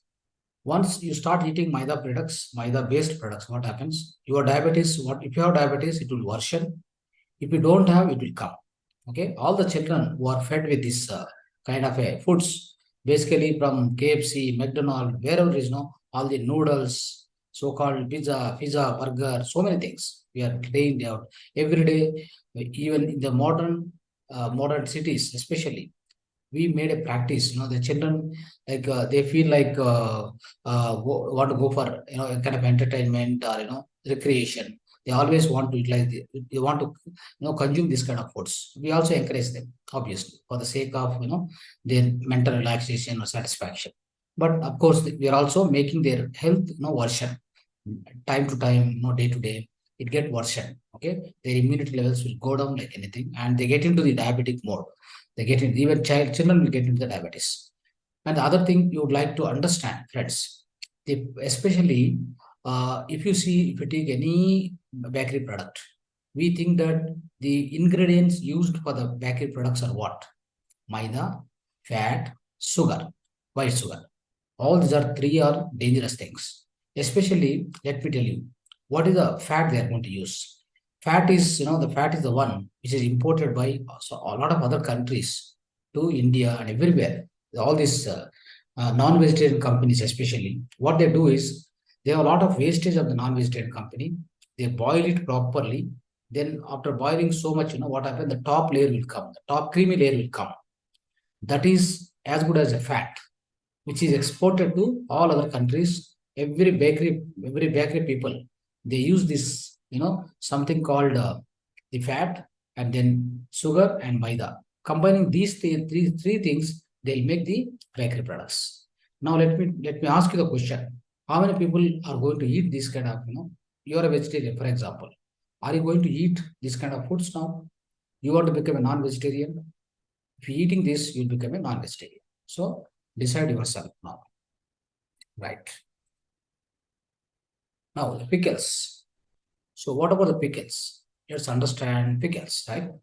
So friends, all the pickles, if you take in a controlled consumption, the controlled quantity is good for your health. What is the benefit of pickle? It supplies the antioxidants. So a lot of organic acids, basically the amla acids, right? So amla, it supply, that means organic acids, all antioxidants. And also it improves the microorganism in your gut. It's called probiotic, the microorganisms, which are present in this, especially the fermented, the kind of a pickle will supply the good bacteria. It starts developing good bacteria. It leads to the good immunity power within you. Friends, what is the oil you have to use? You must use only Ghana-based oils in order to prepare the pickle. And also, you can also prepare these pickles, especially with the mango and the kind of all other, mango is there, tamarind is there, tomato is there, right? So these kind of things, amla is also there, lemon is there. So these are basic things with which you can definitely use it. Okay. At the same time, you are going to store in the plastic boxes after making the pickle. Do not store in the plastic boxes. If you store in the plastic boxes, what happens? As I explained in the previous classes, all the plastic nanoparticles gets melted. Slowly, it adds into your pickle that is going to be consumed by you. Then it goes inside your stomach. Then it go on stuck in the small intestine pipes. So then once it gets stuck, get stuck with the walls, pasted to the walls of the small intestines, then whatever the nutrients generated after the digestion, good nutrients, they will not be absorbed into the blood. They obstruct it. Then with this, what happens? It creates a lot of mineral deficiency, a lot of hair fall will happen, a lot of hormonal imbalance will come, a lot of negative effects are there. The plastic, my dear friends. So now the kenaf is something, kenaf or roselle. So these leaves are very good for women's health. Especially kenaf means what? Gongura. In Telugu, we call it as gongura. I do not know the word. I think in Tamil, in Kannada, they call it as a pundi aku something, pundi leaves something. Okay. With this, what happened? You can make dal, pickles, kashaya. You can do anything. Excellent. It's an excellent, it's a great source of iron. Okay. Anybody who is suffering with anemia, use this leaves. It's very good. So it's like a spinaches basically. So very good for the human health. In all their menstrual problems, a lot of other things they suffer. Everything will be really taken care by this the regular consumption of kenap. Like a main course of dish, though, like a sabji, like a dry you can make, a dal you can make, dal you can mix these leaves in the dal and make a wonderful dal. So that's what we do in Andhra Pradesh. It's a very, very the delicious dish for us. Okay, gongura chutney, gongura pappu. We call it as a dal, friends. So it's about pickles. Now, so toothpaste. Okay, so friends, toothpaste traditionally what exactly we were using in earlier days is we used to use the charcoal powder.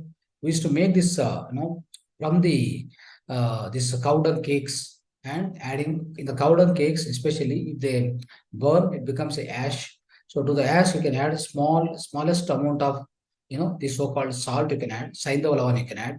It also becomes one of the tooth powder basically. Or you can make out of the coconut shell, the dry coconut shell, you can burn, then becomes a charcoal, coal powder. And for that, you can add the slight amount of salt. Okay, salt is the best one in order to kill any germs or any kind of bad bacteria within the mouth, my dear friends. That's why we are using salt. Also will be added, little bit added to this powder. Whatever the toothpaste we are using, they have their own drawbacks because they have got a lot of sugar. When there is a sugar, what happen? It creates a lot of cavities within the tooth. See why many people are going to the doctors. There are so many dental doctors. They never teach you how to keep your teeth healthy. They only teach you when you get a problem, come here, eat whatever you wanted, do whatever you wanted. Doesn't matter. Whenever you get a problem, come here. I will repair it. I will take out the tooth, or otherwise, I will try to put this and that, fill it, and charge too much money. So that's how, friends, what happened. A lot of dental doctors came nowadays. Where were these dental doctors in the olden days with our grandma, grandpa, right? They were not worried about their tooth was very much okay up to 70, 80, 90 years. Understand? What is the mistake we are doing? So that mistake we have to realize and we have to correct ourselves, my dear friends. So the best alternatives as a towards the tooth powder is, I told you I explained some of the things you can prepare.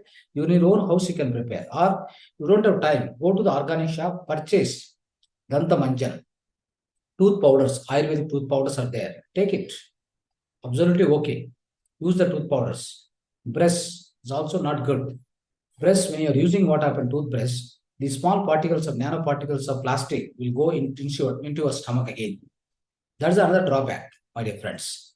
So the best alternatives, the other thing is toothpaste, neem twig and pongyamia twig, so kanuga, we call it, neem, vepa. So these things also you can use powder along with the other than that powders also, right? So please do this, then come out of all the problems of basically your toothpaste. Okay.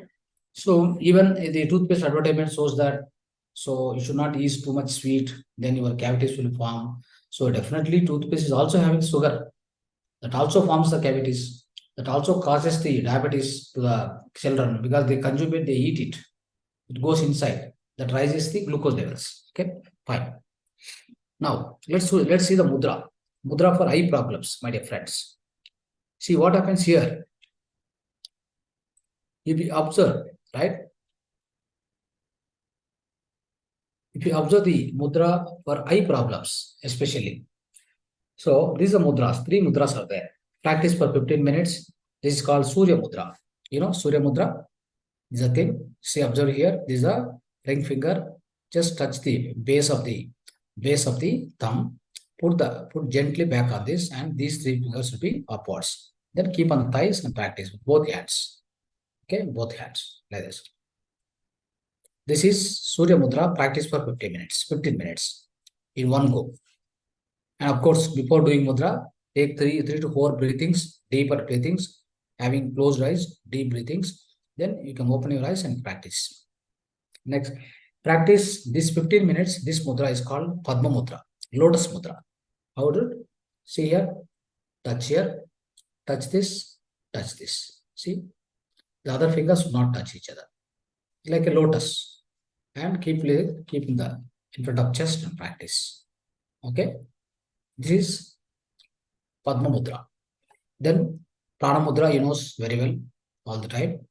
Anytime you can do this Prana Mudra. Whenever you are free, just keep like this Mudra and keep doing your work. It will enhance your Prana Shakti. Okay. There are a lot of advantages, which we already discussed. Right. Friends, home remedies for eye problems, natural lifestyle, what exactly need to be done. See here, soaking the eye in the cold water every day and squeezing it for 20 seconds. The cold water just spray and squeeze it if you have eye problems, especially. It helps a lot. Take a daily head bath should be done. The water should not be too hot. Sarvangasana, Sirshasana is very good for eye problems. It's good to see the sunrise in the morning, at least 1 minute. Generally, with the naked eye, if you see the sunlight, difficult to see, but at least try for 1 minute. All the whatever impurities are there in the eye, it comes out in the form of tears. Okay, it's good for you. Now, what are the remedies you can make, friends? What will happen is to prevent the dimness in the eyes, whatever dimness happens, like you are not able, your vision is blur, improve the vision also, apply 1 drop of honey kept on the neem tree in the eyes daily. What happens is 1 drop of this particular, honey. Honey means, the honey which is kept on the neem tree. So some honey which is kept on the neem tree has got special characteristics. If you put 1 drop here, 1 drop here, it will cleanse up, right? If the eyes are inflamed and red, apply 3 drops of fresh water. Not the fresh water, elenil. Elenil means coconut water. Actually, this written mistakenly. Okay, is a elenil. That means coconut water. So this you have to do. If there is a dirt in the eye, apply alum oil. Okay, and green vegetables, chickpeas, carrots, gooseberry, especially. So there are 2 more spinaches are there. This fennel and chrysalis are good for the eyesight. Good eyesight comes. Apply 1 drop of Krishna tulsi juice in both eyes daily for 2 months to prevent dark eye. So there is something called, this is something like, they can't see in the night time, blind eyes, all these things. No? So that kind of problems also will be solved slowly, if you use this for at least 2 months time. So these are the home remedies for eye problems, my dear friends. Okay. Thank you very much. So all the participants who participated in the session, and thanks for giving the opportunity for Mahavatar Foundation. Share the Mahavatar TV and Mahavatar YouTube channel, Mahavatar TV especially. Share and like and subscribe that. And thank you, masters. And now we open for questions, some more questions. Sometime we'll take some questions now. Yes. So you can unmute and you can talk. Or want to express, you can express. Otherwise, You can ask any question. If you have any question on spiritual science, as well the holistic lifestyle.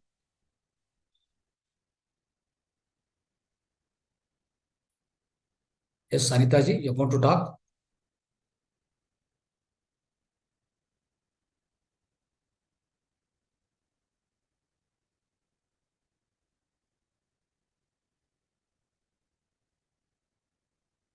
All participants do. Namaste, sir. Right. Yes. Sir, I wanted to ask, you told about the stages of soul evolution. So does it happen in everybody's life? Yeah. Do we have to go through all the stages of the soul evolution? Definitely. But there is one thing is there is something called, yesterday we have seen the law of hastening the soul evolution, speeding up. Okay. Yes. The law of hastening the progress, that is possible. Only thing is your willpower and your decision important. Your decision is important. Okay. If you take a Yes, decision, sir. you want to spend more time, you want to give more time to yourself, keeping all other things you find non-important, all other things. In case you are reached to that state of mind, and you have no much, the mundane responsibilities, the other responsibilities in the society, which are less, which is very less with you, doesn't matter. Just go into the spiritual science more and more, deeper and deeper.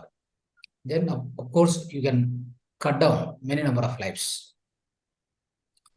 You can cut off many number of lives here itself, because you got the awareness of spiritual science. That itself indicates that you are falling either in the old soul or the mature soul. Basically, you are in the old soul, almost in the beginning of old soul. That itself is a great thing, my dear friends. You're already fallen in the category of the early stage of old soul. Try to understand. When you are falling in the early stage of old soul, then only you'll get the awareness. You get some kind of a curiosity, some kind of a inclination towards the spiritual science. So that's why now it's your task and it's your own decision.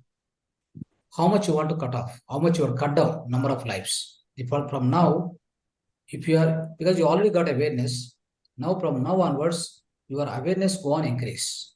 From life after life, it go on increase. It never decreases. That's what I said yesterday also. The law of constant progression. There's no regression at all in our life. There's no question of regression in our life. Everything is a progression. Every day to day, right? Week to week, month to month, year on year, life to life. Everything is in a progression.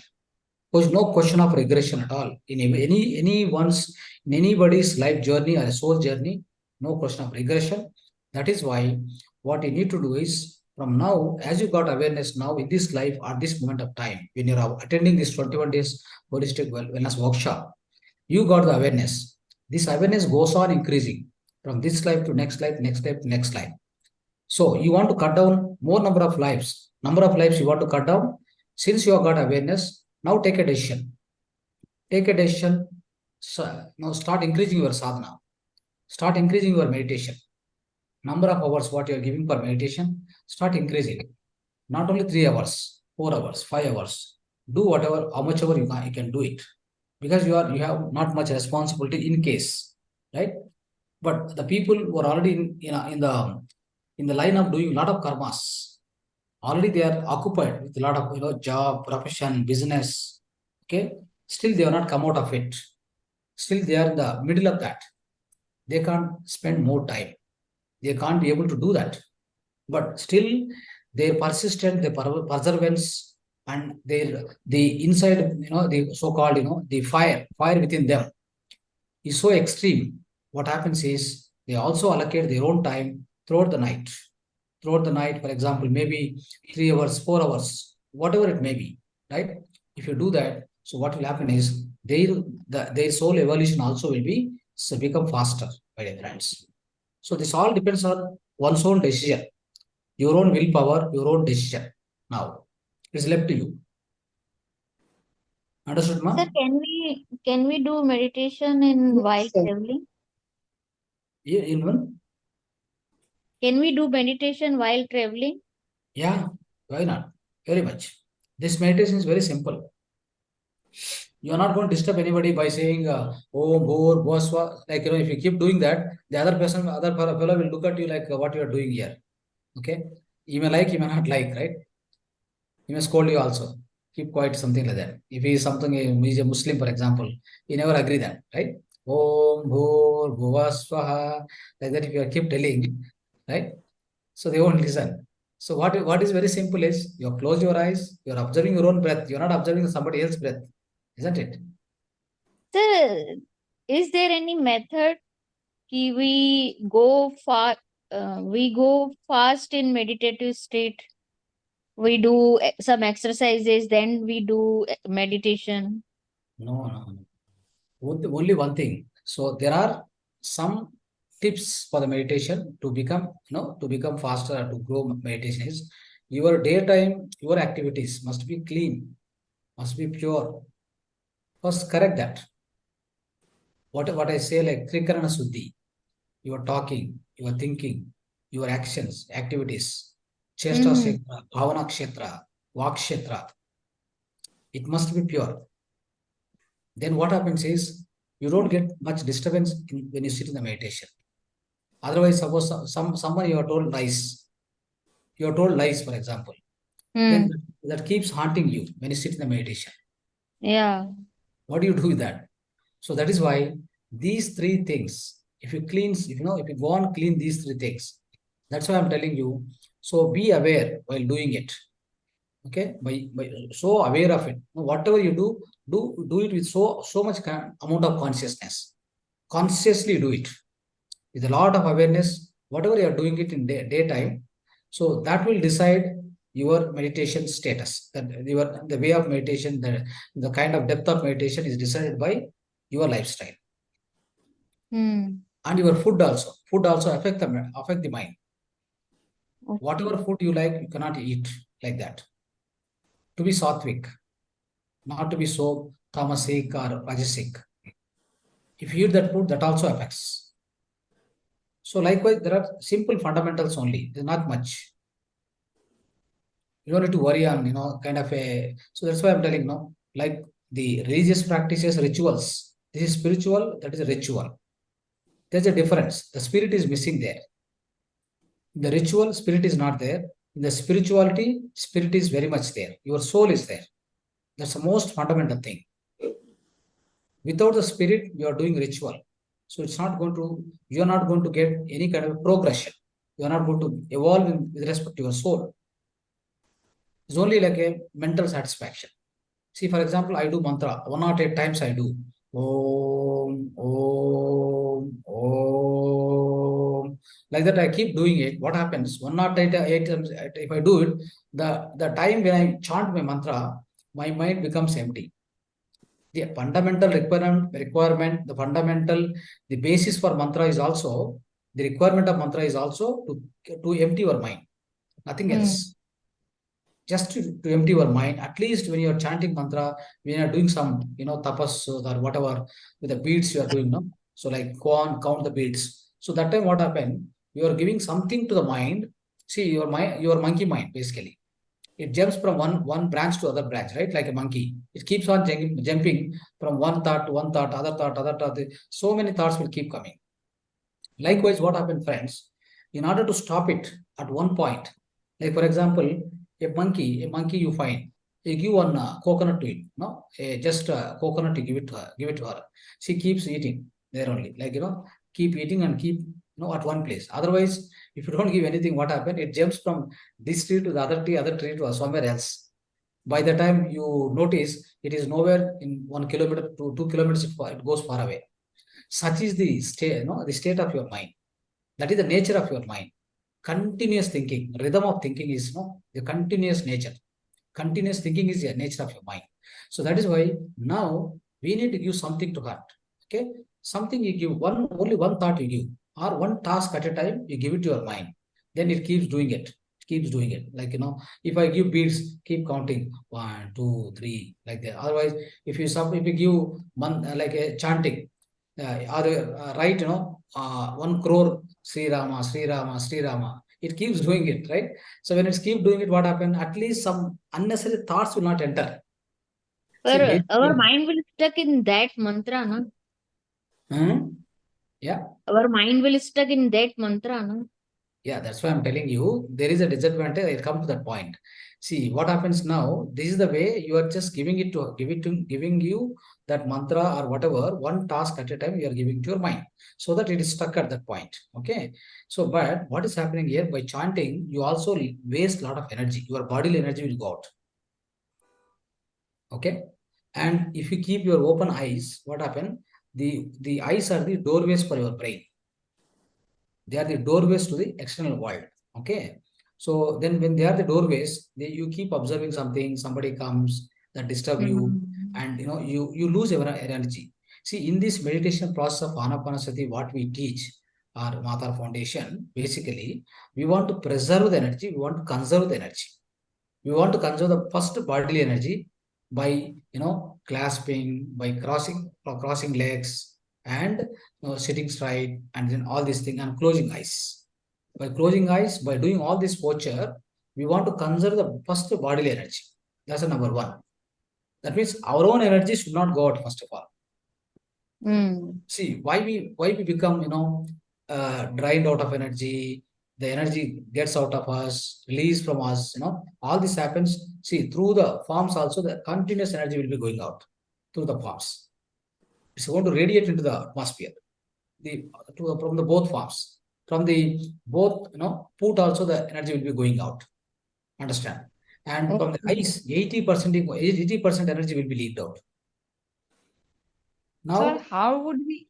बंद करो सभी बंद करो so that what happen, all the energy, bodily energy is first of all, it's conserved means saved inside yourself, preserved inside yourself, right? That's the first step. That's called sthira sukha asana. Now coming to the next point. What is the next point? Sukhamaya pranayamam. That means in our meditation, what we do, instead of chanting mantra, doing a lot of other practices, instead of all that, so there are many methods of meditation also. 108 methods are there. But this is a meditation given by Gautam Buddha. So it's a very simple meditation. It can be practiced by any person, any age, any creed, any caste, any religion. It doesn't belong to anything. It belongs to the universal. Okay. It exactly you are doing with your own breath.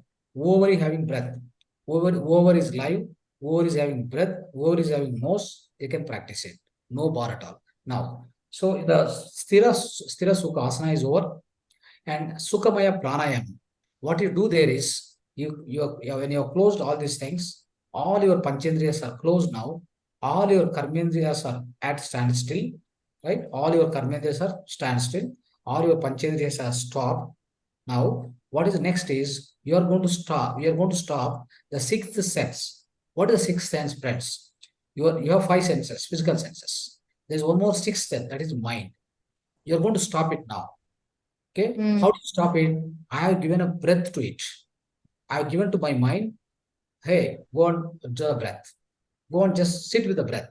Your friend, make a friendship with the breath. I'm just telling. Who is telling? My soul. I'm a soul. I'm telling it. Understand? So that means I means my consciousness, my soul is telling to my mind, sit with the breath. In the body, there is a breath going and coming. Just go and sit with him. Go and observe it. Go and observe him. Then what it does, like a monkey, it keep on observing. But suddenly somebody comes from the other side, then it gets distracted. That means some thought will come. Yes. Again, you get a distraction. Then again, you have to instruct your mind. Hey, go back. You're doing something mistake now again. Go back. So this is a kind of a practice. It's a kind of a practice, like a gameplay. Playing any sport or game, right? So we are playing with the breath now. Our mind and a breath, they are trying to come into the synchronization, coming and becoming one with each other. Then your mind, what happened? You are going to drop the mind now. When you drop the mind, that means the obstacle is removed. Then the soul energy, soul is the power. I told like you see, there is a electricity. The electricity is the power or energy. It goes through all your circuit inside your house. Wherever you keep a bulb, wherever you keep an appliance, then it starts glowing, isn't it? But if there is a something, if there is a in the wire somewhere, there's a blockage, otherwise there's a wire, two wires are cut off, then the electricity will not pass and that particular bulb will not be able to glow. So because there is some kind of a discontinuity. Here what happens is, in the normal course of life, for all of us what happened, the soul energy is always existing. You don't need to, many people says energizing the soul or soul power, increase the soul power. It's all wrong words. Never ever use those words. The reason being, your soul consciousness is pure, right? It's a pure and the infinite potential is there. That infinite potential. You don't need to increase or decrease, my dear friends. You are no way to increase and decrease because that is actually your actual form. It is true form. How do you increase and decrease? You tell me. You are created out of it. Your physical body is created out of it. How do you increase and decrease? That is the source, like electricity. Electricity is a source of energy to light the bulb or to make the washing machine to work, otherwise to make the microwave to work. For everything, electricity is required, right? That's the source of energy, but you can't see it. Only you can, if you touch it, you'll understand. Otherwise, a bulb glows, then you understand, oh, there is electricity in my house. Like that, that is the kind of electricity. However, the electricity energy is there. That is equated here in our life. That is exactly the replica of your soul energy. Now, your soul energy, it will be keep on energizing, which is going to be energized with your soul energy. All the layers of the bodies. What are the layers of the bodies we have? As we already understood in the previous classes, there are 7 layers of the bodies. The first gross body is our physical body, Annamaya Kosha. Very closer to that, 3 inch away from that, we have something called energy body, etheric body. So etheric body is always there with us. So that is also going to be energized with your own soul, with your soul energy. So soul energy will be continuously pumping the energy. Okay. So from the soul is going to source the energy to all the other layers of the bodies. Then only they are pure, they are energized, and all that energy will be finally, whatever the energy you receive into the energy body, that is going to be pumped into your physical body. That means every organ will be receiving the energy from the soul. Then in between what happened? There was a mind earlier. There was a mind. Okay. Now the mind is 0.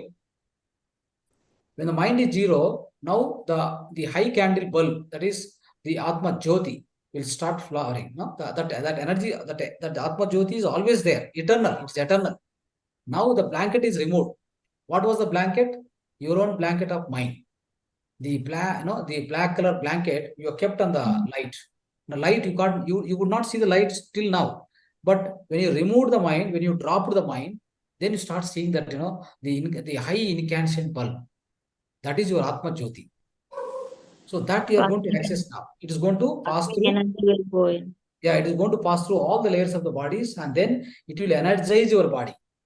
It will energize your body. That's how what happened is Prana Shakti, Jiva Shakti. All this is, due to the only one thing is soul energy. The source of all these things, source of all this is your own soul energy, my dear friends. Okay, so try to understand this, and with this concept, you can live happily and joyfully if you start practicing more and more meditation, so that your mind is dropped. Thank you, sir. Thank you. Pranam, Pranam, sir. Pranam, sir. Sir, I just wanted to ask you, sir, I don't know any Shastra, any what we say.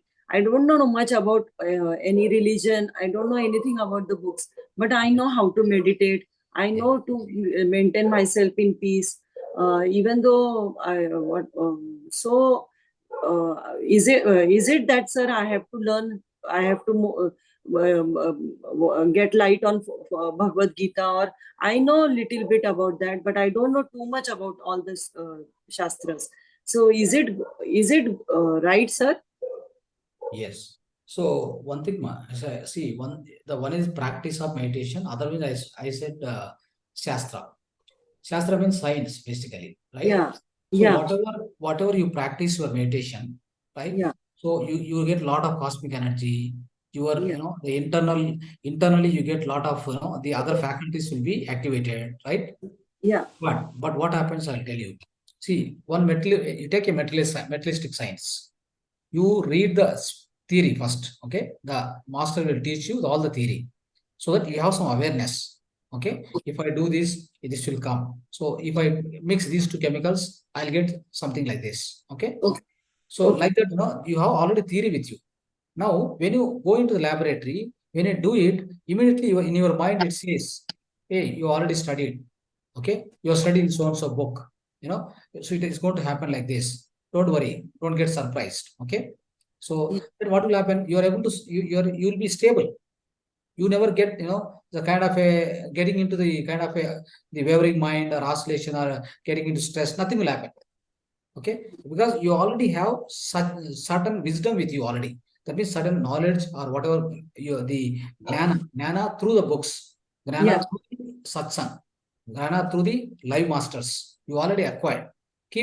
Keep it in one one particular place in your mind. Just keep it. Okay, Yeah. just Yeah. keep it and store it. Then Okay. start practicing meditation now. Okay. Go deeper and deeper meditation. Then at one point of time, definitely you'll get the questions. Uh, One more question, Yeah. sir.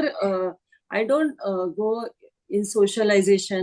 I too like to be with myself, and I don't use my energy in the things which I don't need, and I am in the peace at home. But I don't sit like in the meditative stage. But I am alone and I enjoy my peace. I listen to the music. Is it what is it? Is this a meditation state, sir? Now, see what will happen is, I'll tell you, whenever you synchronize your soul with your mind, that means whatever you do, for example, you listen to music, somebody play the guitar, somebody, so a lot of other things, a lot of other arts are there. Okay, listening to music, what will happen? So the music is also has got some kind of a ragas. Okay, so in the ragas, what happens? Some frequencies are there. Those frequencies, what will happen is they match up with your soul frequencies. Within you, the soul is there. The soul will happen. What will happen is soul gets into the kind of a the vibrations go on touch the soul. Then the soul will be like the soul will get into the mode of the lot of relaxation it tries to give to your mind. So mind also gets down. So because you are listening to music, right? When you are Yeah. listening to music, what happens? So you feel like relaxed. Your mind is something like again you are going to the kind of the non-thinking mode. Yeah. Non-thinking is a non-thinking mode basically. So that Yeah. non-thinking mode, for that, music is the one of the way. It's Yeah. called Nada Dhyana. Nada Okay. Dhyana. Okay. So with the music, what will happen is now at least all the other extraneous thoughts are cut off. Yeah. Except the music, I have nothing now. Okay. Yeah. Okay. So that's also kind of a meditation only. For Oh. example, see if you talk about meditation, eating meditation, walking meditation, right? Everything is a meditation. When it is a meditation, when you focus, when you live in the present moment, whatever Okay. you are doing at that moment, if you Okay. are merged in that activity, right? If you are merged into that, you became that. That became you, you became that. So that is the kind of synchronization comes. What Yeah. happens is all other thoughts, unnecessary thoughts are cut off. Yeah. Yeah. Right. So that's also a kind of meditation. It gives you a lot of energy. Of course, the only one thought will be there. Single thought you will be leading with. And see what will happen. Why you lose a lot of energy is at a time 100 thoughts will come to us. Yeah. Yes, they will be like flooding. The flooding, flushing like flooding like it will go on come, go on come. So with that only we lose a lot of energy. Yeah. At least when you are in a particular task, living in the present moment, we call it as a meditation as such. Okay. Okay, that's going to help. Really, it is helpful for you. But better than that is going into the silence. Sitting at one place, sitting in one place, closing the eyes. That is the proper this thing, sir. Yeah.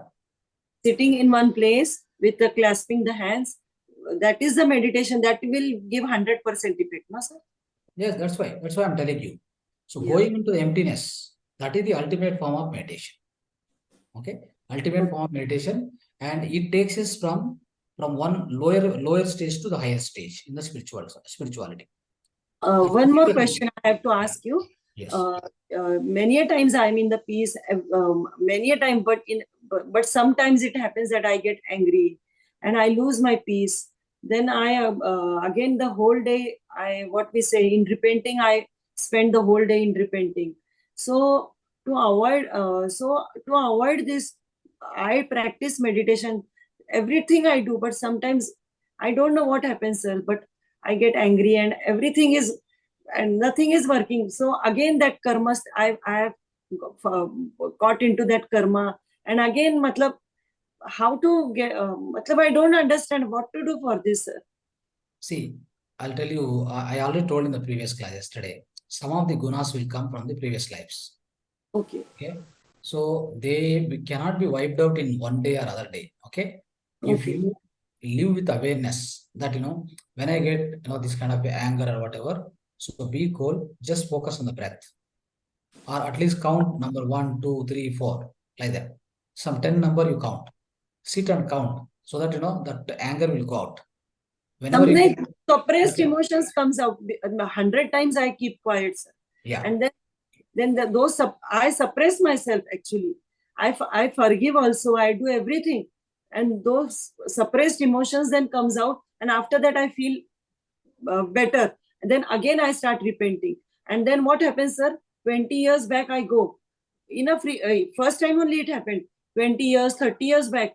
Actually, I was driving yesterday the scooter, and that what we say, all the karma, all the what was going on in my life, it was like a film reel.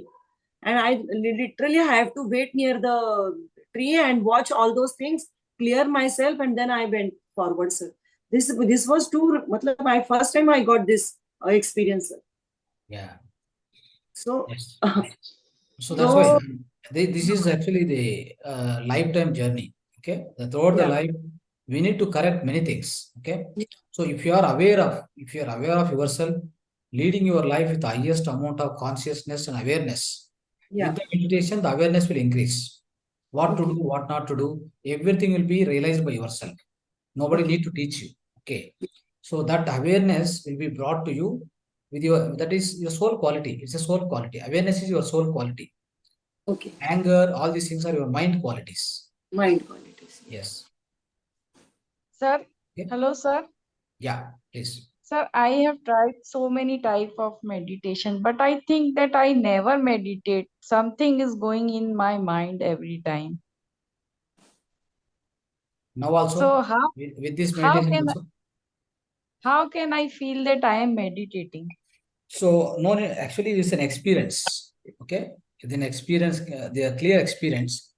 What you need to do is, when you sit, before sitting itself, just in the mind itself, you think, now I'm not going to do anything.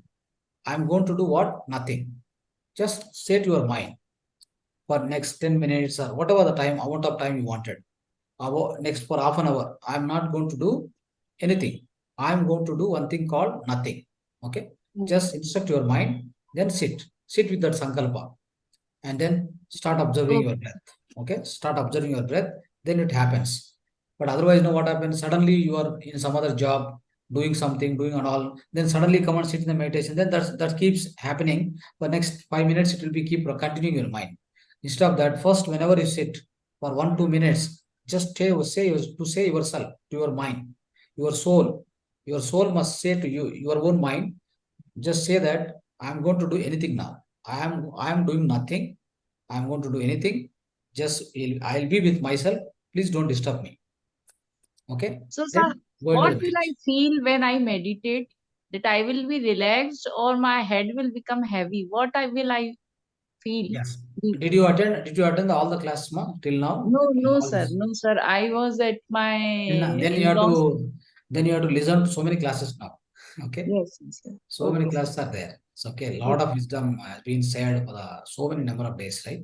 So basically, you get a lot of experiences. That also there's a video for that. There's a one day particularly we discussed what are the experiences you will experience during meditation. To teach you all that, it takes a lot of time. Yeah? Okay. So just meditate such a way you need to achieve the emptiness. That's all. That's all I want to say. Right? Okay, Just sir. focus on your natural breath. You get the emptiness. Okay, sir. How much Thank you. emptiness? Yes, any amount of emptiness. The emptiness must be keep increasing day to day.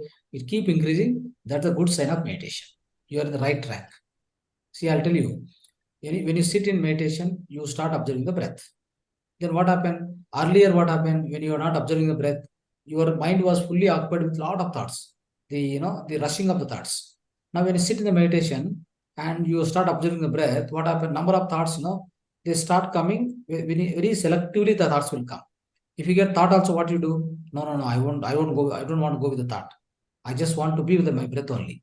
Right? Simply, that awareness will bring back to your breath observation again. Then what will happen? The thought will go out. So what happens if you don't pay attention to the thought is coming and going is okay. You are not entering into the thought, analyzing, interpretation, interference, all this you should not do. You are not supposed to do that. So that's what we need to do during meditation time. If you keep doing that, what happens? The thought also, once you start not giving attention to that thought, the thought will not repeat.